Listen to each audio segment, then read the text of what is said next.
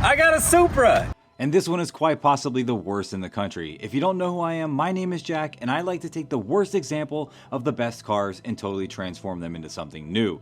This Mark IV Supra is no exception to that rule, and as we tore it down, you can see that we found tons of bad wiring, major structural damage to the front end. Once we found all these things, we knew we needed to get it completely tore down and over to the frame shop. And at the frame shop, we measured the car and found out that the front end was way over. After we got the car measured, we pulled the car over, got it back to the shop, and now it's time to start the major reconstruction of my Mark IV Supra. Welcome back to Jack Builds It, and welcome back to the Toyota Mark IV Supra build. Today we are going to take out the engine, the transmission, suspension, and a bunch of other components. But before we do that, I need you guys to hit the thumbs up button, subscribe to the channel if this is the kind of content you like, and and then just give me some good old motivation in the comments, because that's a lot of work. That's a lot of work. We're gonna cut this out today. Woo! Last week, Kyle was a little bit eager to cut the front of this car off. And we still have to take a lot of things out, so come on, Kyle. I'm gonna give you the Sawzall. Okay. And you can cut, but before you cut, we need to take all this wiring and all these lines and all this stuff out, because even though we might not use it, we need to still be able to know what it is. Okay. If we have, you're sure I can't just cut through it? I mean, I would love nothing more than to just hack this thing apart. Yeah, but we have to be careful. Yeah, we have to be careful. So at least we can organize it now.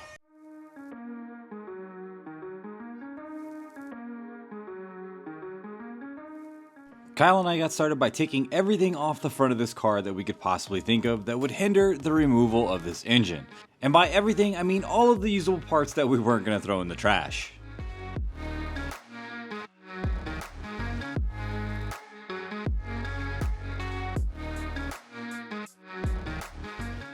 While removing the wiring harness from this engine, we found a ton of miscellaneous wires leading nowhere. There was all kinds of exposed wires, as well as chafed wires from being ran through improper locations.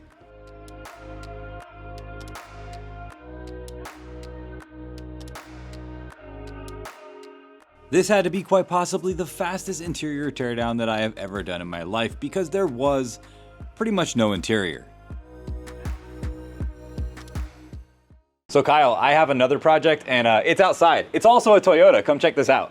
How do you have another project already? I have a problem, and my friends have problems. Ta-da! Here it is. It's my truck. How is that a project? It's a project because it has cold start issues now. But thanks to today's sponsor, OBD11, we're gonna find out what's wrong with my truck. OBD11 is a pocket-sized Bluetooth device that offers in-depth diagnostics and extensive car customization options. Together with a mobile application, you can quickly scan your vehicle for faults, enable and disable features, monitor live data, and program your car's systems with just a single tap on your smartphone. Ooh, 4 faults found. Startability malfunction. Right there. Like I said, we're having cold start issues. So I wonder what it is. Let's see what it says. Startability malfunction. Active fault is present. P1604. Well, you can Google it straight from there. Low battery charge, clogged fuel filter, or low quality fuel within the vehicle. You cheapskate. I run 87 on this, so that makes a lot of sense. I maybe need to change the fuel filter. It's been 92,000 miles. On Vag Group cars, as well as Toyota and BMW, you can access dealership level diagnostics. And on all other cars newer than 2008, OBD11 supports diagnostics like checking if you have fault codes, engine issues, or even emission issues. OBD11 offers a bunch of one-click apps for supported vehicles that allow you to customize your ride and make it act the way you want it. So what should we pick? I kind of think we should go with the door auto relock. Okay, so 60 seconds, only costs 10 credits. I want to make this 30 seconds. So we're going to select the option and select 30 seconds, activate, and it's active. All right, so now it's set. We've switched it to 30 seconds. So check this out. So now I get out of my truck. In 30 seconds, it should relock itself. So 10, 11, 12, 13, 14, 15, 16, 17, 18, 19, 20, 21, 22, 23, 24, 25, 26, 27.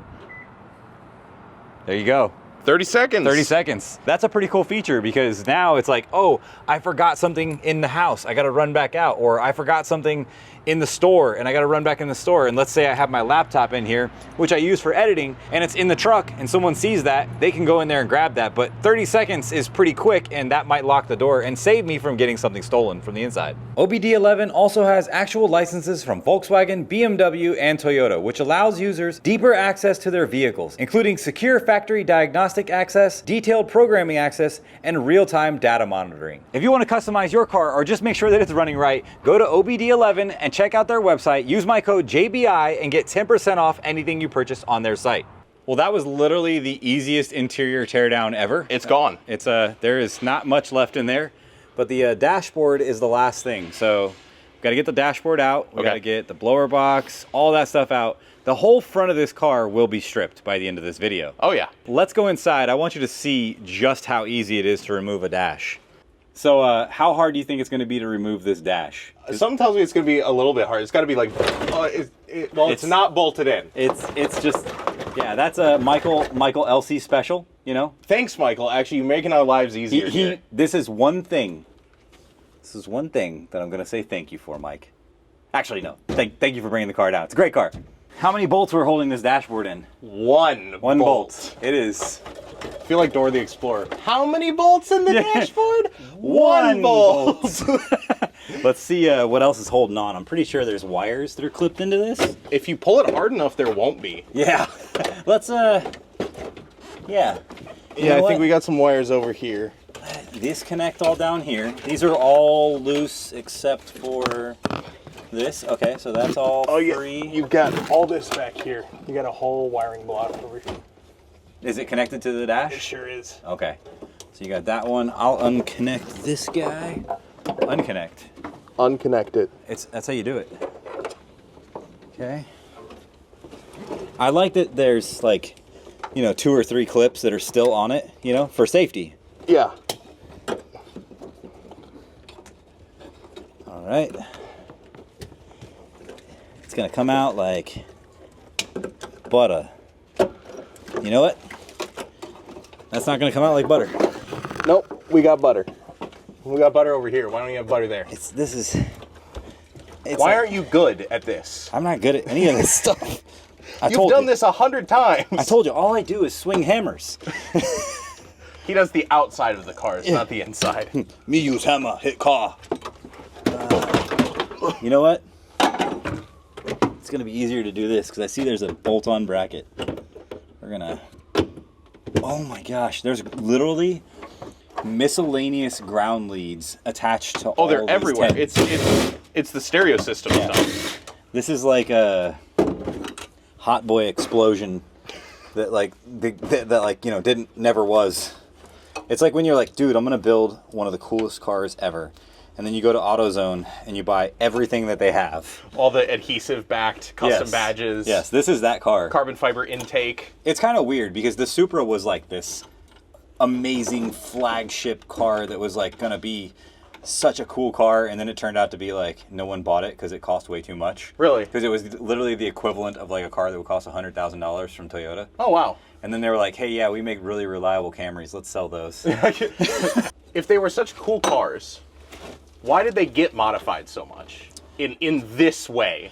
Because after they didn't sell, they became cheap and easy to buy. You could get a Supra for like 15 grand. And now they're expensive. And now they're hard to buy. Yeah, now they're like 80, 70, you know? So and this is what we're stuck with. And this would be like a $20,000 Supra, believe it or not.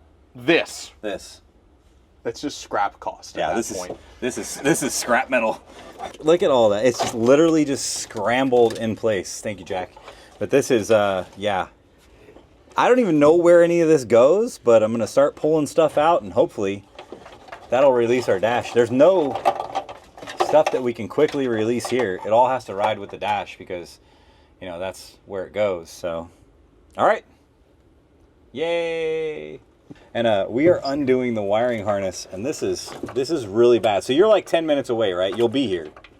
Yeah, I'm almost there. You hear me chugging down the road. I'm driving over debris to get there. Anything to help Jack. Thank you. Thank you. You said you started pulling the wiring harness out of a nice Supra, so I take it you're pulling the wiring harness out of the parts Supra, the white one up on the lift. That's Yes. Yeah, the parts car. Yes. Okay, so that's a nice Supra. Isn't The one that- you got for me is a mint Supra, mint condition. Yeah, isn't that nice of Freddie to like, you know, just give us like a nice car to be able to, you know, have parts off of? Like, it's such a sweet guy.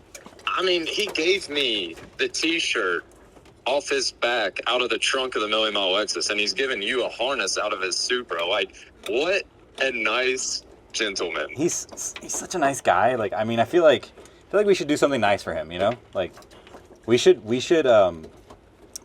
get him a real Supra. You know what I mean? Let's buy him a saltwater flooded Supra. Quite the fun mess. There was several wires that were cut because they weren't supposed to be there. There's solder. There is all kinds of jank involved in this harness, and that's an Eric problem. Love Thanks, you, Eric. Let's get this out. Oh, we're attached to something still. How are we still attached? Oh, right there, mid-dash. It's a plug. Yeah! That's it. You want to hand it to me or? Okay. Okay.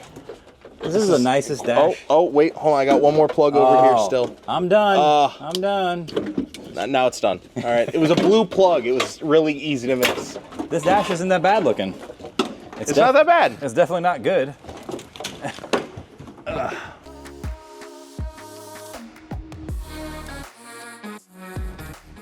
With the dashboard removed, we removed the dash bar so that we can have access to the AC blower box.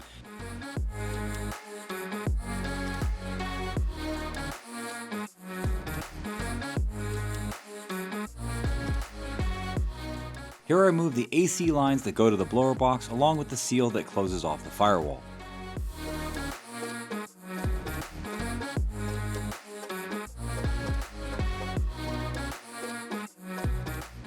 And also, we go after removing the steering column completely to have complete access to all the wires behind that.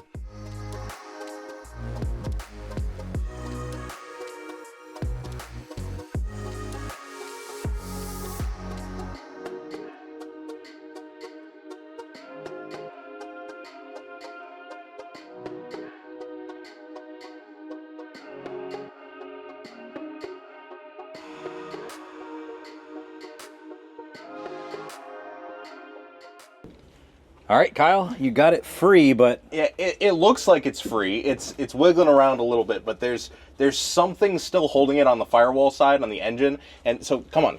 We think we figured out what the problem is. There's something in here that's holding it in there, but it's behind this firewall pad, and Jack doesn't particularly want me to just rip that out, so we're got to pull the engine out first. I mean, we're gonna pull the engine anyway, so let's yeah, but we're pulling the engine to get the airbox out, right? This is true. So you think about it, like, there is definitely a way to do this. Yeah. But I don't care. We're doing it the easy way. Yeah.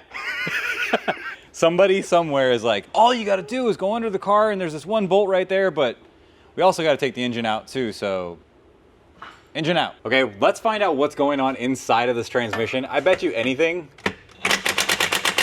we're gonna see some nasties in here. Let me I hope so. let me crank up the power a little bit. Oh! It doesn't look bad. No, it's an odd color for transmission fluid. Yeah. It looks pretty clean, actually. That's a good thing. Sweet. We did discover some shavings. Not a lot, but you look in there. We need to get a light on this thing. Here, Let me hold see. it up. Yeah, here we go. So you can kind of see there, you can see some sparklies. Yeah, a little bit. You know? So it's a little bit on there. It's got a magnetic plug, so you can see right there. It's got, you know, a few chunks. Nothing crazy, but yeah, it's expected. It's normal. That's normal wear. All right, let's see how bad this is. I have a feeling this is going to be pretty nasty. There was some noises coming from the axle as well as the diff, and I think slide that back a hair. It's gonna probably kind of shooting out way farther than I expect. But when we were doing that burnout, we heard some click, click, click, click, click, click, click. And I think that was either the rear diff or the axles. Most likely the axles, but let's see what we got. Oh, oh. That was That- right to the face. Look at that. I think that's got a little bit of metal in it there. That's all metal shavings. Do you see that? That's gross. That's hilarious. Oh my gosh. Look on that side. Look at that. That's all metal shavings. That is insane. And it's sludgy. Ew. Yeah. Here, I have gloves, you know. Yeah. Wow. That's bad. What a specimen. Well, the fluid doesn't look that dirty, but once again, that's going to call for an upgrade. So we're going to do some upgraded axles. You do a upgraded rear diff, and yeah, make it go fast.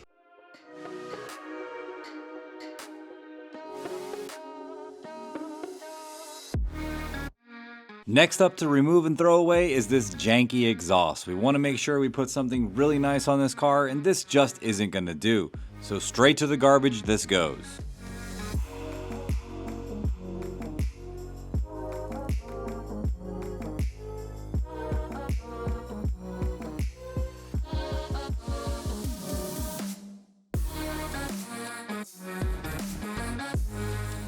Now we remove this heat shield along with this brace so that we have access to remove the drive shaft.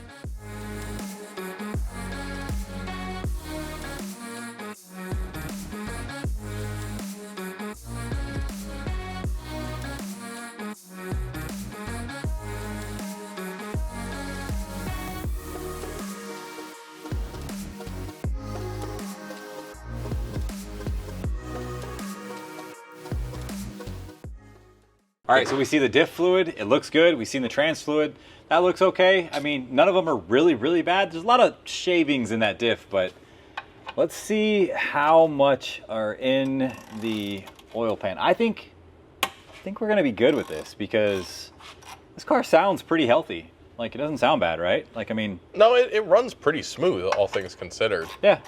You know, what it's been through in its life. Yeah, she's not had the easiest life. No. Let's see. All right, ready? And there we go. Ooh, clean pull. That's actually not bad, dude. Look at that. There's nothing on the end of here. Wow. That looks really clean. I'm not seeing any materials coming through there. I mean, that looks pretty good. Even just when it's disturbed, you don't see any shavings. No shinies. All right, well, that's not going back in the car anyway, so we got something better than this. Now we remove the starter bolt.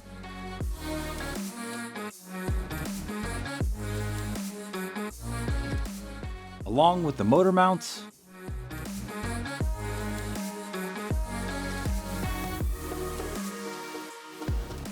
And the transmission mount.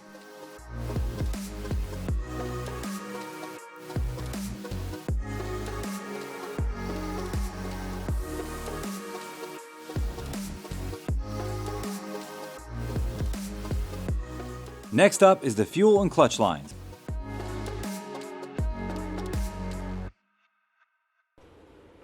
Oh! It didn't hurt. Knuckle buster. I'm fine. Yep. I'm okay. Okay, Kyle, I pass you This is the torch of all torches. big moment. The this is arborist of freights sawzalls. in rough condition. It's pretty bad. This is an old saw. You should see the other one. It's missing like the front piece here. It's falling apart. But let me tell you something. Yeah. It cost $20. And it's still here. It still works.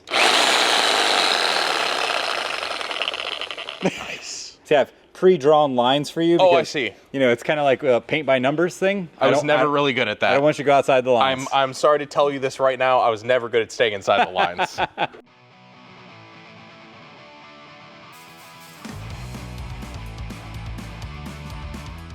There's something about using a Sawzall that is so destructive, yet this is the first step in the process of bringing this car back to life.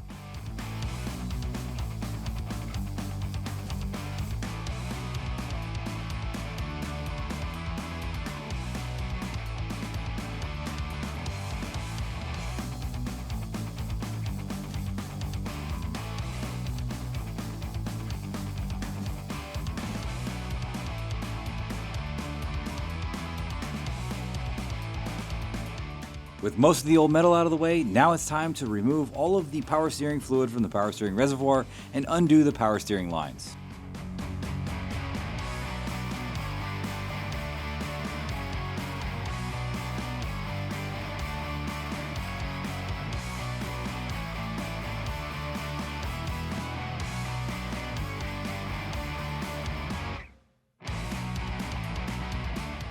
Now I disconnect the power steering cooler and remove that as well.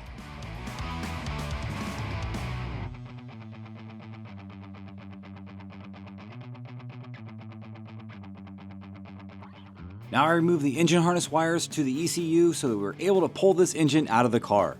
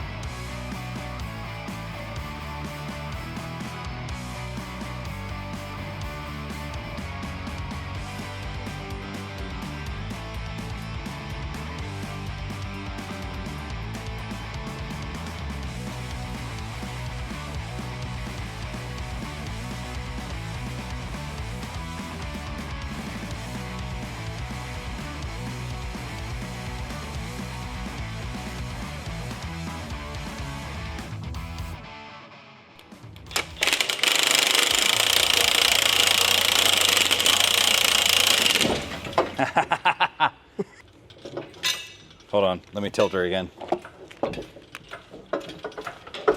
There we go. No, you're right, that's it. That's all you need. Hold on. Okay, go ahead a little bit. Hold on. All right, we gotta go higher. Keep going. Keep going higher. All right, there we go. That's it. It's out! Sweet. We have a nice clean engine. Team high fives. Team high fives. Bring it in. Woo! Dude, okay, so now we have the engine out. Let's see what's going on inside the engine bay, because I bet you anything there is a ton of damage. And I'm already noticing one thing that we couldn't see before. We really just didn't look down, but remember before when I was telling you guys this piece sandwiched together? There's your proof right there that that thing's sandwiched together. Yeah, take a look at this right here. Now you can clearly see this is where this thing split, and there is a giant bulge enough to make that thing pop out. But this is all like kind of concave, and or would that be concave or convex? Convex. That would be convex. But that is severely bent. Look right here, check this out. See that? Take a look at that side. That's perfectly flat. So that's bent in. Yeah. So here's the reason why that's so important, because that piece right there not being bent, not having that deformation in it, is going to cause that rail, if it gets into another accident, to collapse the way it should. This right here has already collapsed once. So if we were to even, the only way we could even get this part out is to cut a hole in the outside rail, which would weaken the panel, make it way worse, and then we would still have to do repairs to it, and it wouldn't be as good as what we have now. But if you look back here, this right here, this is the worst part. If I was to weld that shut, right? Say, let's say I hammered that flat, welded that shut. What I've done right there is created an extremely strong point. So if that was to get hit again and flex that direction, that's gonna crack, rip even further, and cause even more damage, causing the car not to wreck the way that it should. Even though this car was built in 1993, they still had standards, and we're gonna try to keep those standards. So yeah, next thing out, brake booster. Normally you use these to take the wax out of your ears. Did you know that? I've never heard of that before. No, you would never want to do that with this. But anyway, this here is pretty cool because you basically just give it a squeeze and you watch the fluid. Sucks all that excess fluid up. And then you can take those brake lines off and not have to worry about anything spilling on here and corroding our lovely paint. Nice. Sweet. I've seen that used for Thanksgiving dinner, like basting a turkey. It looks like a turkey baster. It does. I bet you that's what this is. I think Jack handed this to me. I think that is literally a turkey baster. Did he leave? He ran away before you could question why he has a turkey baster in the shop. Ew, dude, look at this. Look how nasty that is. Yeah, that brake fluid, it might have been changed, but it was disgusting. This thing's going to be, it's going to have to be taken apart and cleaned and like thoroughly cleaned. I did that with the Evo because it was really bad, but that's pretty gross. Let's see. You know what you should do also? Huh? You should squeeze this before you stick it in there. Yeah. It's a good idea. You don't want to make a little brake fluid smoothie? A little brake fluid mess on the floor and all over my face. There we go. Oh, yeah. I feel like that's a very slow way to do that. It is. You give me a straw, I'll get it out there in no time. We find a lot of interesting things on the cars that we work on because they're usually pieces of junk. And this is no exception to the rule, but this here was the power wires for the fans. So basically the fans were always on. But let's take a trip to see how they actually wired this up. So as you can see here, it goes through the boot, goes into here. This was actually directly bolted to the power source, to the actual piece. I think it actually was across here where the power travels from the battery through the wires to the car. Oh my goodness, look at this. Look at that. That is a fire hazard. Awesome. We didn't even see that earlier, but it goes, okay, directly to this here and then to the fuse here and then comes with this skinny little wire all the way across here, all the way through here. And this was actually going through the firewall over here on that side. That was literally a fire waiting to happen. Now, every time I took the battery out of this, I feel good because, I mean, for one, we've jostled this thing around a ton and all it would have took was one little arc on something and that would have caught fire. That's nearly broken through the casing. Dude, you can see the cables. Is it? Yeah, look. Oh. With the engine out of the way, we removed the brake lines, brake booster, and master cylinder, along with the clutch master cylinder. And now we have access to the back wall pad, and we're removing this thing too. It was pretty messed up, so we just basically pulled it apart. Here you can see we found a little bit of damage on the firewall. Here you can see how badly misshapen this upper rail and apron panel was. You can see with the grommet in place, it doesn't even get close to fitting. With everything disconnected on the firewall, we can now remove the AC blower box.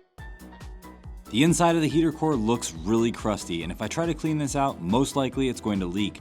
Gonna have to try to find a replacement for this, but they are discontinued, so this will be difficult. Dude, we got a lot of work done yesterday. This is it's looking really promising.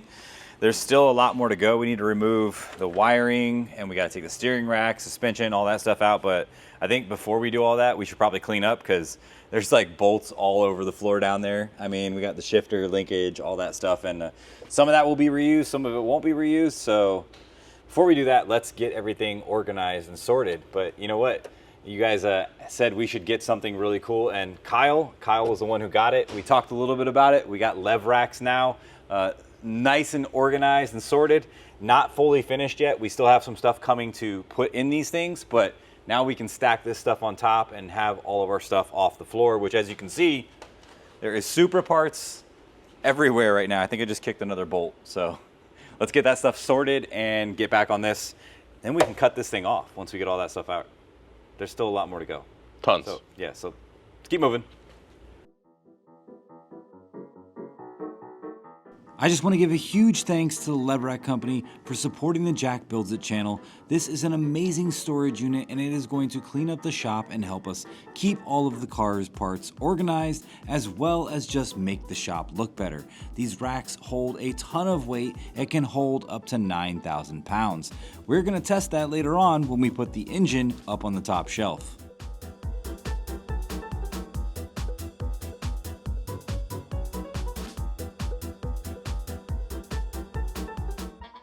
I would also like to thank Hyperlite for supporting the shop with a brand new lighting setup. Check out the before and afters of these. If you want to get your own, check the links in the description below. With the floor cleaned up, it's time to get this car up in the air so we can take out all of the suspension and get this frame rail cut off. I moved to the interior to remove the firewall heat pad, the wiring, as well as the pedals.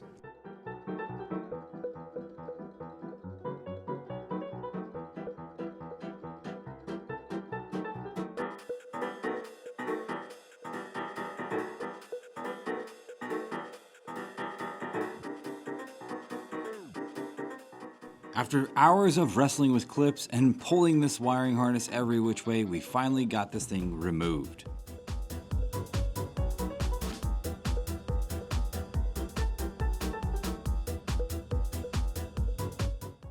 What do we have here, sir? We've got not one, not two, but 3 different wheel spacers stacked up only on the left side of the car. Now Kyle and I disconnect the steering linkage, coilovers, and the sway bar.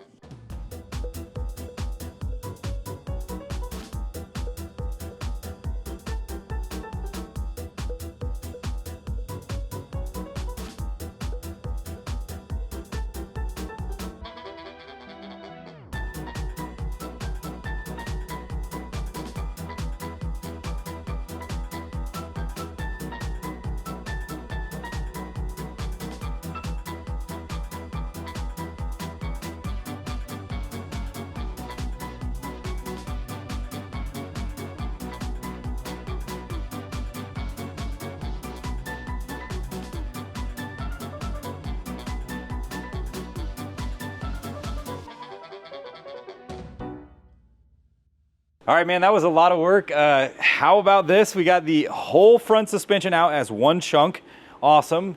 Easy to do. Super easy. Super easy. Super lightweight. Yeah, not heavy at all. I didn't feel all the weight. At least That's because you didn't carry it. That's right. I took the bolts out. That was me because and Jack. I thought ahead. Other Jack, not this Jack. This is true. So now that we got all this out, we can finally go through this and clean it up. I think we're gonna have to inspect this piece here, make sure that there's no structural damage to that, no cracks, anything like that.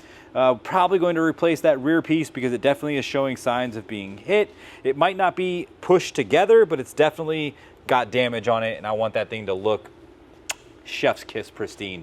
Let's take a look at why we can't use this rail though. So over here, you remember before we kind of pointed out some of these things. We pointed out like the folds here. You couldn't really see in here very much, but this all breaking like that is because this actually crumbled together right there. And then not only that, take a look at this here. Couldn't see that before at all. You see how big that is right there, Kyle? That right there is telling me that this should actually be out like that. We should have it opened more. This is no good, definitely not gonna be able to be used. And then you can see all these folds, all these buckles, all these bends. This piece here, we can actually see it's a little more over this direction anyway. But this is not the main issue. This is a secondary part of the crash structure. This is the upper part of it.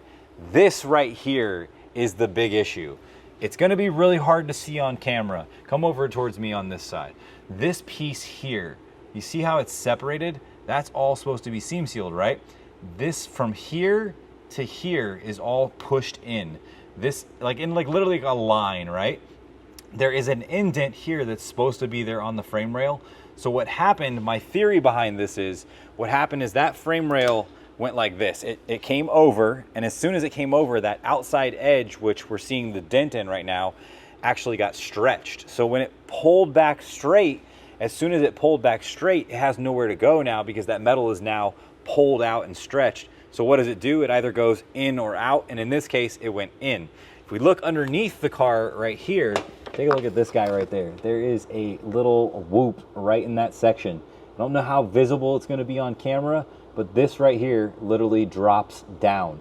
That's not good. That's gonna be a failure point when we have anything happen on the car right here. And if you look, you see this pinch weld right here, Kyle? Yep. So there is 3 layers of metal there. And the reason there's 3 layers of metal there is because that's reinforcing that section. So that tells me the reinforcement on the inside is even flexed. I'm gonna come to the inside and show you even more why this is not reusable. So this here is the section where the steering rack comes through and connects to the steering wheel. This is the rip that we see. You can see this kind of folds out. This is it's protruding a lot more than it should normally. It should be a little more flat in this section here, but it actually dips across there and it has more of a bend here. We also have this big dip right there.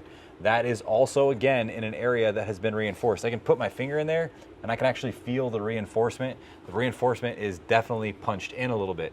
Let's take a comparison look at this piece here. Well, actually, before we do that, I want to show you this too.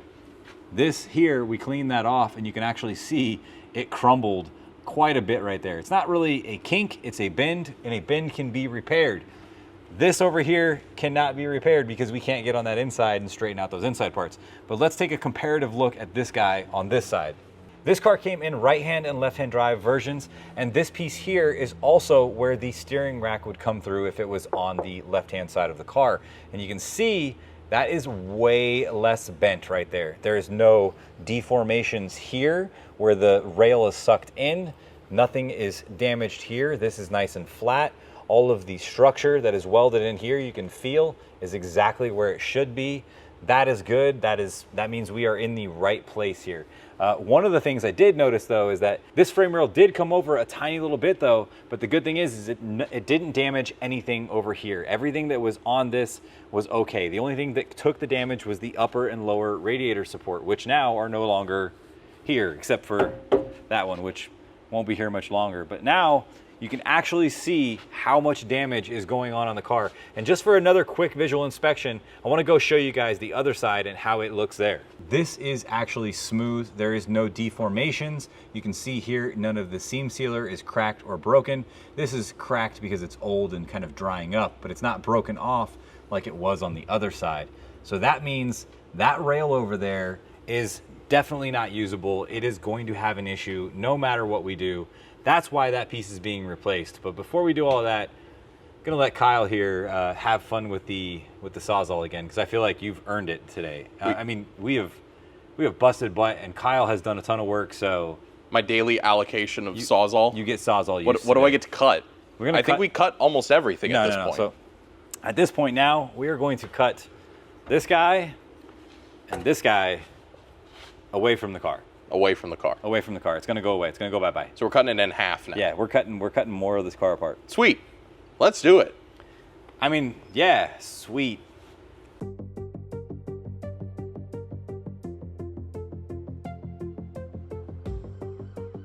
The Supra build has now become the biggest and hardest project that I have ever taken on my YouTube channel. In fact, in my professional career, I have never done anything this big to the front of a car.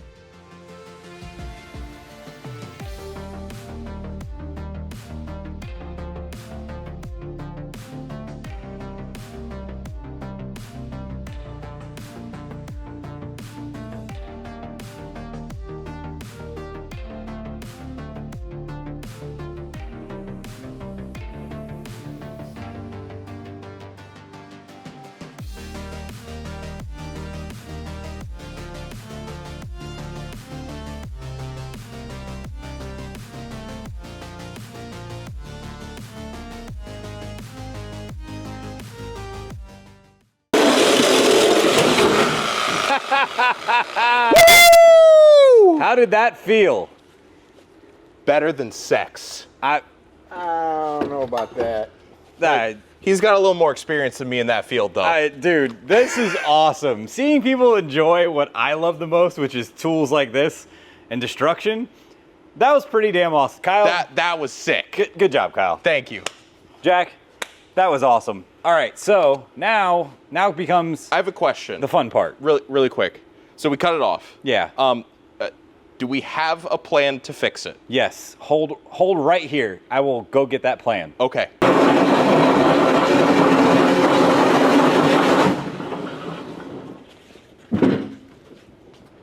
Ta-da! Here's the piece.